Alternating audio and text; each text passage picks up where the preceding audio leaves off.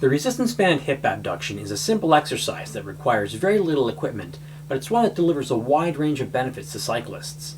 This movement focuses on the gluteus medius and the smaller surrounding muscles, collectively known as the hip abductors. And while it doesn't directly increase the amount of power that you're able to bring to the pedals, it makes you a much more efficient rider by increasing your balance and stability in the saddle, and by correcting any minor maltracking of the knee joint through the pedal stroke. Begin by stepping into the band and tension it against your ankle with just barely enough resistance to hold it in place. Focus on keeping your body as upright as possible and slowly move the involved leg out and away from your side, stopping once you've roughly formed a 45-degree angle relative to the supporting leg. At this point, you should feel a strong contraction in the involved gluteus medius muscle and less of one in the supporting glute med. Hold that position for a full 10 seconds, keeping your spine as erect as possible, making sure not to bend at the waist, and then gently return your leg back to the starting position.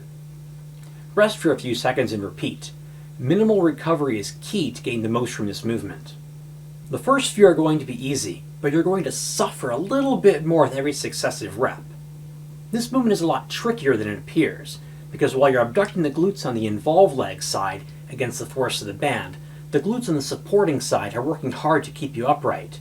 It's this balancing act that develops stability in the saddle, which tames that effort-wasting side-to-side rocking that a lot of riders exhibit. Extending your opposite arm out helps to maintain balance, but as you progress, you can simply rest your hands on your hips. Also, touching your supporting thigh can be helpful, because this tricks your brain into believing that the supporting aspect of the movement is what you're focused on. Also, don't suddenly abduct your leg against the band, because it will resist this sudden force and cause you to teeter.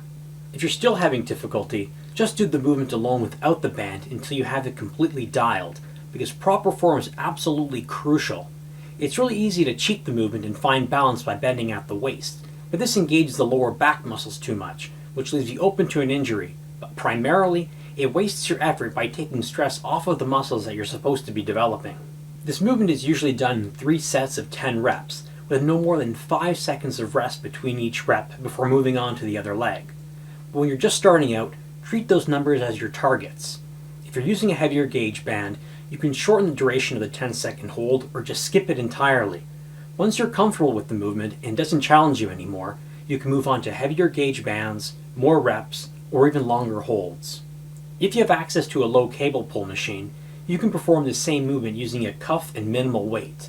The same form rules apply, but the fine mechanics of the movement are a little bit different because you're working against the force of gravity on the weight instead of the band wanting to return to its original length.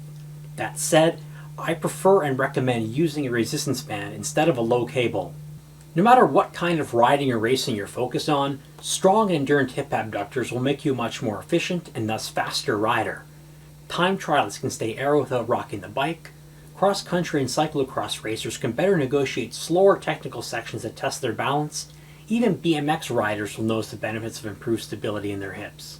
And all you need is a $10 resistance band.